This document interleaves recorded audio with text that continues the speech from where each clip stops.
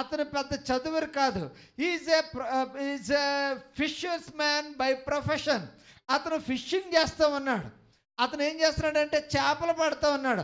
చేపలు పట్టే వాళ్ళకి పెద్ద విద్య అక్కర్లేదు, బిఈడీలు చేయక్కర్లేదు, లేకపోతే అతను ఒక టెక్నికల్ స్కూల్కి వెళ్ళవసరం లేదు.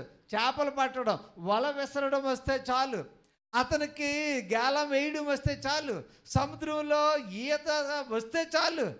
అలాంటి ఆంద్రియా ఏం చేస్తున్నాడు తెలుసా? He found Messiah. అతనికి ఆ సముద్రంలోకి వెళ్ళిన ప్రతిసారి అతనిలో ఒక దైవభక్తి ఎక్కువగా ఉంది. కొన్నిసార్లు మనం బయటకు వెళ్తాం కానీ దైవభక్తి ఉండదు, ఏదో పేరు మట్టుకి ప్రార్థన చేసుకున్నట్టుగా ఉంటుంది. అయితే ఇక్కడ రాయబడి ఉంటుంది, ఆంద్రియా యేసు ప్రభునద్దకి పేతురు గారిని నడిపించాడు. పేతురు ఎవరు చెప్పండి? అతని సహోదరుడే. దేవునికి స్తోత్రం, హల్లెలూయా. ఎంతమంది వారి సొంత సహోదరులను ప్రభువునద్దకు నడిపిస్తున్నారు? చాలామంది ఇంటివారు ఇంట్లో వాళ్ళే ప్రభువునద్దకు వస్తారు. సహోదరులను నడిపిస్తే వాడు ఏమనుకుంటారో, అదేమనుకుంటారో, వీళ్ళు ఏమనుకుంటారో అనుకుంటారు. We found Jesus, we found Messiah, we found a solution for your problem. నీ యొక్క సమస్యకు మేము పరిష్కారం వెతకాం. నీవు వచ్చినట్లయితే ఆ సమస్య పరిష్కరించబడుతుంది, నీకు సమాధానం కలుగుతుంది అని ఒక్క చిన్న మాట చెప్తే అది ఎంతో గొప్ప కార్యం. ఒక వ్యక్తి ఏమైంది, 12 సంవత్సరాలు రక్తస్రావ రోగంతో బాధపడతా ఉన్నప్పుడు ఆమె దగ్గరికి చిన్న మాట తీసుకొచ్చారు. We found a healer for you. ఆమె అనేక మంది వైద్యుల చేత తిప్పలు పడింది, but she believed the word.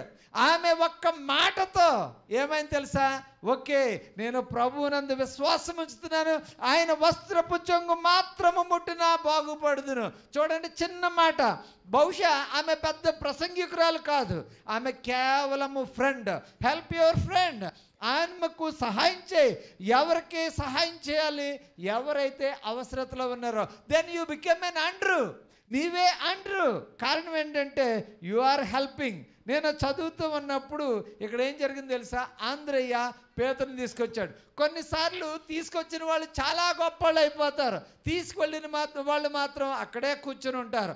ఆంద్రయ్య తీసుకువెళ్ళాడు. పేతురు గారు ఇన్నర్ సైకిల్ అయిపోయాడు, పెద్దవాడైపోయాడు. ఆయన నడుస్తుంటే ఆయన నీడపడి అందరూ స్వస్థత పొందుతూ ఉన్నారు. మరి ఆంద్రయ్య గురించి ఎవరికీ తెలియదు. కారణం ఏంటి తెలుసా?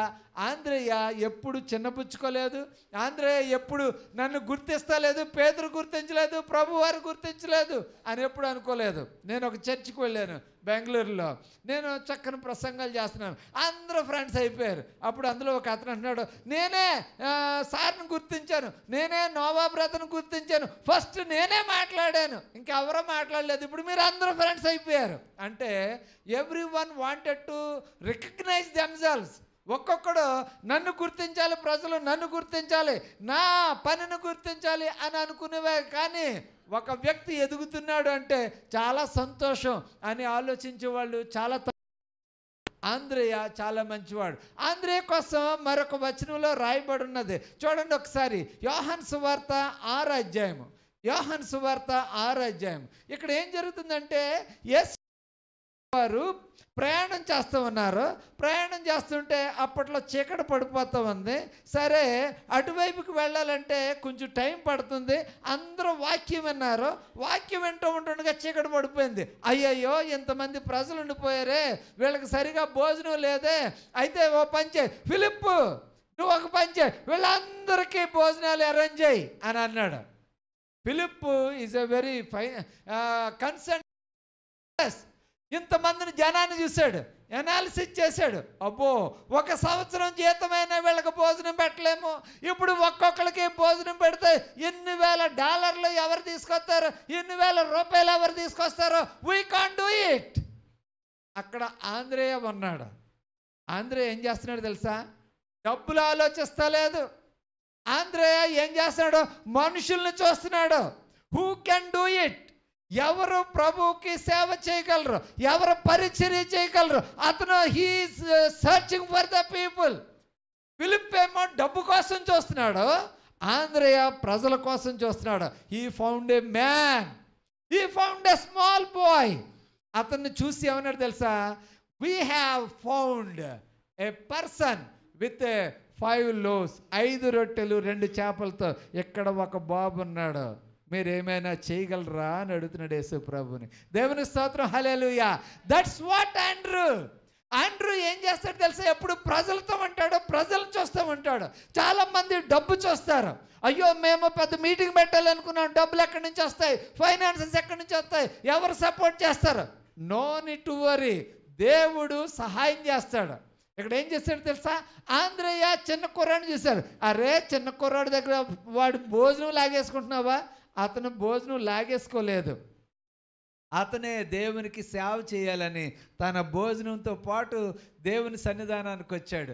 తన యొక్క 5 రొట్టెలు 2 చిన్న చేపలు ఇవి ప్రభు సేవలో ఉపయోగపడతాయా? అందరి ఆకలి తీరుస్తాయా? నేను సంపూర్తిగా ఇవ్వాలనుకుంటున్నాను. దేవునికి స్తోత్రం, హల్లెలూయా.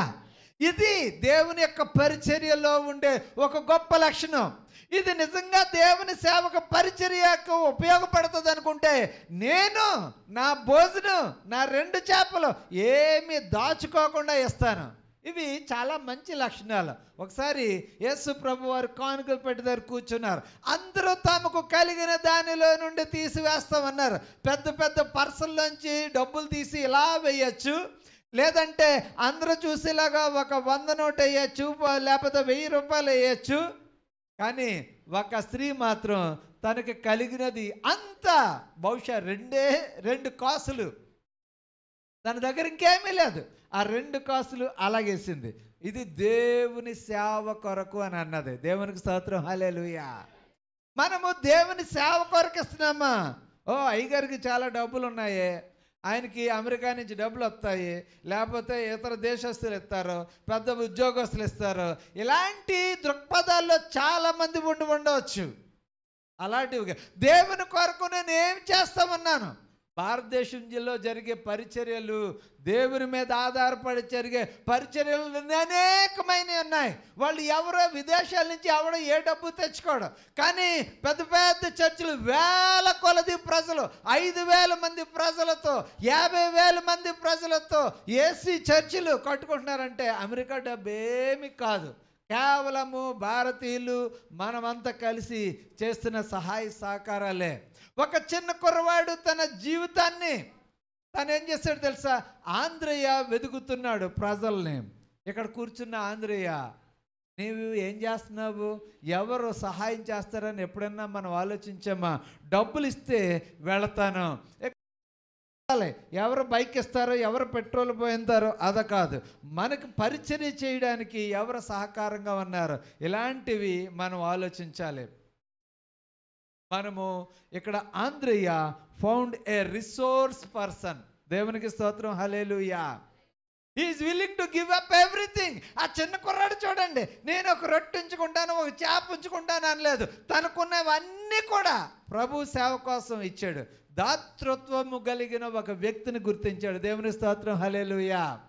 మనుషుల్ని చూడొచ్చు, కొంతమంది పిసినారులను చూడొచ్చు, కొంతమంది ఇవ్వకుండా బిగబెట్టే వాళ్ళని చూడొచ్చు. కానీ ఆంధ్రయ్య ఎవరిని చూశాడు తెలుసా? ఎవరైతే దేవుని సేవ కొరకు సంపూర్తిగా ఇవ్వాలో, ఎవరైతే దేవుని సేవ కోసం నేనున్నాను అని ముందుకు వస్తారో అలాంటి వ్యక్తిని గుర్తించాడు. వెంటనే ఏం చేశాడు తెలుసా? తన సేవలో కలుపుకున్నాడు. దేవునికి స్తోత్రం, హల్లెలూయా. ప్రజలను తనతో కలుపుకునే ఆండ్రూస్ కొన్నిసార్లు అక్కడున్న సమస్యను చూస్తున్నారు. అక్కడున్న శిష్యులందరూ అయ్యో వీళ్ళకి భోజనం పెట్టాలంటే ఎన్ని డబ్బులు అవసరం అవుతాయి, ఎంతమందికి ఎలాగా పంపించేయండి అనుకుంటే ఏమంటున్నాడు ఆంధ్రయ్య? సమస్యను చూస్తలేదు, ప్రజలను చూస్తున్నాడు, అక్కడ ఉండే పరిస్థితిని చూస్తామన్నాడు. యేసుకు పరిచర్య చేసే ఒక వ్యక్తిని కనుగొన్నాడు. ఆ వ్యక్తి బాగా పెద్దవాడు కాదు, అనుభవంతో ఉన్నవాడు కాదు, చిన్న బిడ్డ. దేవునికి స్తోత్రం, హల్లెలూయా. అంటే వెంటనే మీకు ఒకటి తెలుసా? ఇప్పుడు అక్కడున్న 5,000 మందిలో ఎవరు హైలైట్ అయ్యారు? చిన్న బిడ్డ. దేవునికి స్తోత్రం, హల్లెలూయా. కొన్నిసార్లు పరిచర్య చేస్తామన్నప్పుడు ఇక్కడ స్టేజ్ మీద ప్రసంగాలు చేసేవాళ్ళ కంటే వడ్డించేవాళ్ళు, ఇస్తర్లు తీసేవాళ్ళు హైలైట్ అవుతారు. చూడండి. కూర్చో బాబు, నువ్వు రా, నీ పేరేం పేరో మర్చిపోయాను, నువ్వు ఇటురా కొంచెం, అంతే. అతని పేరుతో అందరూ పిలిచేస్తూ ఉంటారు. పరిచర్య ఎవరు చేస్తారో వారు గుర్తించబడతారు. ఇక్కడ ఈ చిన్న కుర్రవాడు 5,000 మందిలో ఎలా వచ్చింది భోజనం, ఎలా వచ్చిందంటే అదిగో అక్కడ ఉన్నాడు చూడండి, తెల్లగా చిన్నగా చక్కగా అందంగా చక్కని ముఖంతో ఉన్నాడు. అతనిచ్చాడు. అవునా, అతనిచ్చాడు. అయ్యో నా దగ్గర ఇన్ని రొట్టెలు ఉన్నాయి, నేను ఇవ్వలేకపోయాను, అందుకని నా పేరు రాలేకపోయింది. అయ్యో నా దగ్గర నేను దాచిపెట్టుకున్నాను మా పిల్లల కోసం, అదన్నా ఇచ్చేవలసింది. అప్పుడు చాలామందికి తలంపులు వచ్చి ఉంటాయి. నీవు చక్కగా గుర్తించబడాలంటే, ప్రభు సన్నిధిలో గుర్తించబడాలంటే, దేవా నేను ఏ రకముగా ప్రభు యొక్క సేవలో ఉపయోగపడగలను? డబ్బు లేదు, అయితే శక్తి ఉన్నది కదా. నీ దగ్గర ఏ విధమైనది లేదు, నువ్వు దేవుని కోసం పాటలు పాడగలవు, నువ్వు దేవుని ప్రభువుని పరిచయం చేయగలవు. ఒక చిన్న మాట మనము ఆలోచించాలి. చాలాసార్లు మనము ప్రజల్ని పరిచయం చేయలేకపోతా ఉన్నాం. మీకు ఒకటి తెలుసా, ఆంధ్రయ్య పరిచయం చేసే వ్యక్తి. మీకు ఇంకోటి చూపిస్తాను, చెప్పిన తర్వాత నేను ముగిస్తాను. యోహాను సువార్త 12వ అధ్యాయము 20వ వచనం 22వ వచనం 21వ వచనం చదువుదాం. యోహాను సువార్త. వారు గలిలయలోని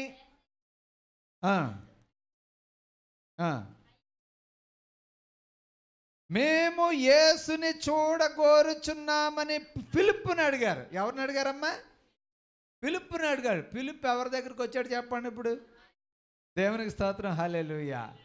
చూడండి, కొన్నిసార్లు సమస్యలు మన దగ్గరికి వస్తాయి, అతనికి పరిష్కారం దొరకలేదు. అప్పుడు మళ్ళా సమస్య ఎవరి దగ్గరికి వచ్చింది? ఆంధ్రేయ దగ్గరికి వస్తే ఆంధ్రేయ మళ్ళీ ప్రభు దగ్గరికి నడిపిస్తా ఉన్నాడు.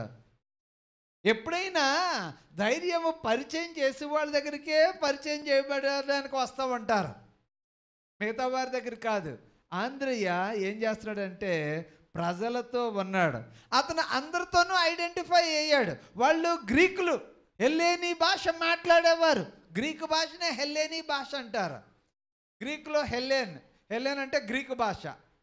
అప్పుడు ఆ ప్రజలు కొంతమంది యేసును చూడాలి అనుకుంటున్నామంటే ఆంద్రియా వచ్చి చెప్తున్నాడు, దే ఆర్ అవర్ ఫ్రెండ్స్, నువ్వు ప్రభువా నువ్వు తప్పకుండా నువ్వు చూడాలి. చూడండి, ఇప్పుడు ఈ పేరు సూట్ అయిందా మీకు?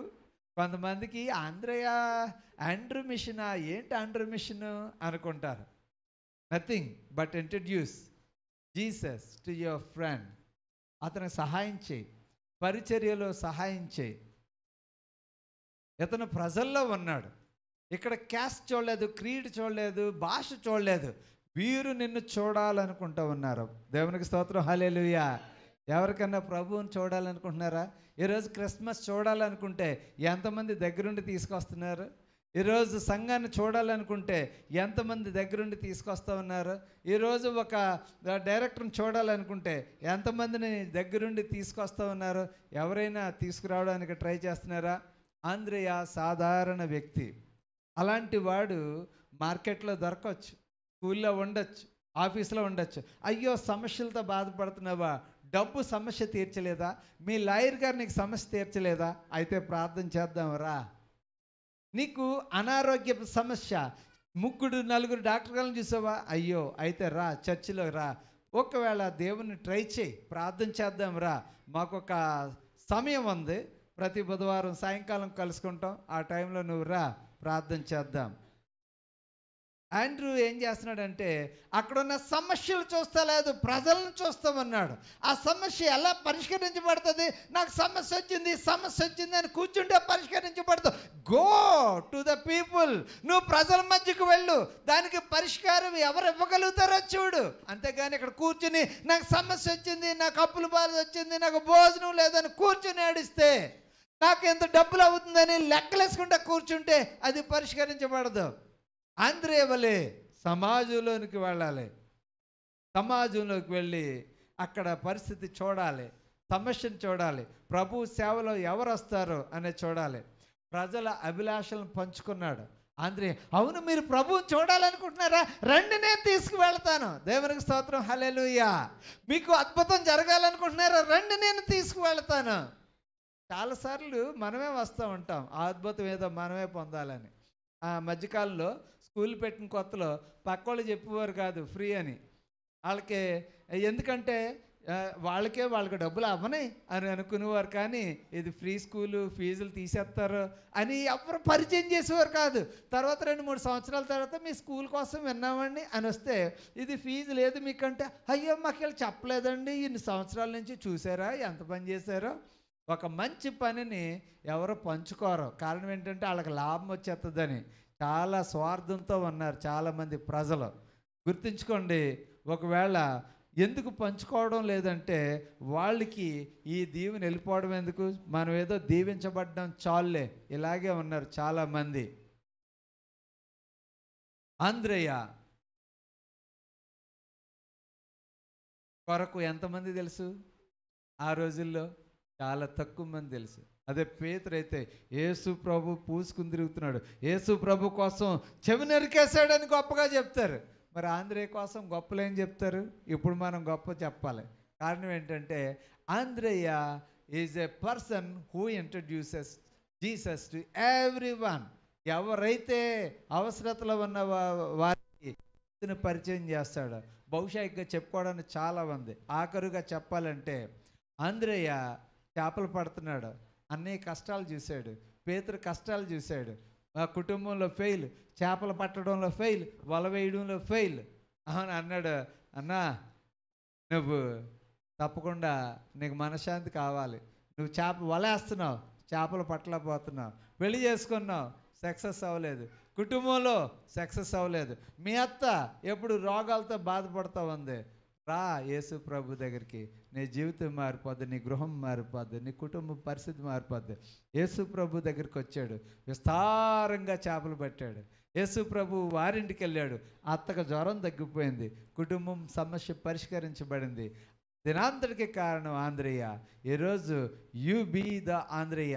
నువ్వు కూడా ఒక ఆంద్రేయ వలె ఆండ్రూ మిషన్లో ఉండాలని కోరుకుంటూ ఉన్నాను. మనం అందరూ కూడా కన్నులు మూసుకుందాం. హల్లెలూయా, హల్లెలూయా, హల్లెలూయా, హల్లెలూయా, హల్లెలూయా, హల్లెలూయా, హల్లెలూయా. ప్రభువా, నేను కూడా ఆండ్రూలా ఉండాలనుకుంటున్నాను. నా స్నేహితులను ప్రభువుకు పరిచయం చేయాలనుకుంటూ ఉన్నాను. చాలామంది బాధల్లో ఉన్నారు, అప్పుల్లో ఉన్నారు. ఇదిగో ప్రార్థన అవసరతలో ఎన్నో ఉన్నాయి, స్లిప్పుల మీద రాసి పంపించారు. ఇదిగో కొంతమంది ఎక్స్ట్రా మ్యారిటల్ రిలేషన్షిప్లో ఉన్నారు. అవి దానివల్ల కుటుంబంలో ఎన్నో ఇబ్బందులు ఉన్నాయి. ఆ అమ్మాయి వెళ్ళిపోయేలా ప్రార్థన చేయమంటా ఉన్నారు. ఎందుకంటే ఆ అమ్మాయి వలన కుటుంబంలో భర్త దగ్గర నుంచి శాంతి లేదు, సమాధానం లేదు. చాలామంది ఉద్యోగం లేకుండా ఉన్నారు, చాలా బాధల్లో ఉన్నారు, ఆర్థిక ఇబ్బందుల్లో ఉన్నారు. కుటుంబ సమస్యలు చెప్పుకోలేనివి, పంచుకోలేనివి అబ్బో ఎన్నో ఉన్నాయి చాలా. కొంతమంది గంజాయి తాగుతూ ఉన్నారు. గంజాయి తాగుతూ అతను కుటుంబానికి దూరం అయిపోతున్నాడు, మత్తుకు బానిస అయిపోయాడు. ప్రార్థన చేద్దాం. నీవు ఆండ్రూలా ఉండి ఆ గంజాయి తాగే కుర్రాన్ని ప్రభువులోనికి నడిపిస్తావా? దాని నుంచి నువ్వు విడుదల కోసం ప్రార్థన చేస్తావా? కొంతమంది సరిగా బిడ్డలు లేరు, చాలామంది ఆడపిల్లలు పుట్టితే బాధపడుతూ ఉన్నారు. కానీ కొంతమంది అంటున్నారు, నాకు పాపే పుట్టాలని ప్రార్థన చేయండి, అబ్బాయి వద్దు అని దేవుని సన్నిధిలో ప్రార్థన అవసరత పెడతా ఉన్నారు. ప్రియమైన సహోదరి సహోదరులారా, ఒక్కొక్కరిది ఒక్కొక్క అవసరం. ఇదిగో నువ్వు ఆండ్రూ వలె వారికి సహాయం చేయడానికి నువ్వు సిద్ధంగా ఉన్నావా? హల్లెలూయా, హల్లెలూయా, హల్లెలూయా. చాలా మంది మార్పు లేకుండా ఉన్నారు, మారు మనసు లేకుండా ఉన్నారు, బాప్తిసం లేకుండా ఉన్నారు. హల్లెలూయా. ఇదిగో ప్రార్థన అవసరతలు అనేకమైనవి ఉన్నాయి. చాలా మంది అనారోగ్యంతో మంచాన పడిపోయి ఉన్నారు, బాధపడుతూ ఉన్నారు. హల్లెలూయా, హల్లెలూయా. కొంతమంది ప్రెగ్నెంట్తో ఉన్నారు, కొంతమంది ప్రెగ్నెన్సీ లేకున్నారు, కొంతమంది పిల్లలు లేకుండా ఉన్నారు. హల్లెలూయా, హల్లెలూయా. కొంతమంది పిల్లలకి మంచి జ్ఞానం లేదట. హల్లెలూయా, హల్లెలూయా, హల్లెలూయా. పరిశుద్ధుడైన తండ్రి, నీకు వందనాలు చెల్లిస్తూ ఉన్నాము. ఈ ఉదయకాలమున మాకు ఇచ్చిన మంచి ప్రసంగాన్ని బట్టి వందనాలు. ఇదిగో తండ్రి, మేము ఆంద్రేయ వంటి మిషన్ కలిగి ఉండడానికి సహాయం చేయండి. అవసరతలో ఉన్న వారిని ప్రభు దగ్గర నడిపించడానికి చాలాసార్లు సమస్యలు చూస్తూ కూర్చుంటున్నాం, కానీ ఆంద్రేయ వలె లోపలికి వెళ్ళి ఆ సమస్య పరిష్కారానికి జవాబును తీసుకురాలేకపోతూ ఉన్నాం. మీరు ఈరోజు ఇచ్చిన మంచి వాక్యాన్ని బట్టి వందనాలు. మేము తండ్రి ఆంద్రేయ మిషన్ కలిగిన వారమై ఈ నూతన సంవత్సరంలో, రానున్న సంవత్సరంలో, క్రిస్మస్లో మేమందరం కలిసి పనిచేయడానికి సహాయం చేయండి. ప్రత్యేకంగా మీరు ఎన్నుకున్న యూత్ను బట్టి వందనాలు. ఒక్కొక్కరిని మీరు అభిషేకించండి. ఇంకా వారి ద్వారా అనేక మంది కొత్త ఆత్మలు ప్రభువులో చేరడానికి, ప్రోత్సహించబడడానికి సహాయం చేయండి. తండ్రి నిన్నటి దినాన్ని జరిగిన చక్కని క్రిస్మస్ మెగా క్రిస్మస్ని బట్టి వందనాలు చెల్లిస్తున్నాం. ఇంకా అనేకమైన మెగా క్రిస్మస్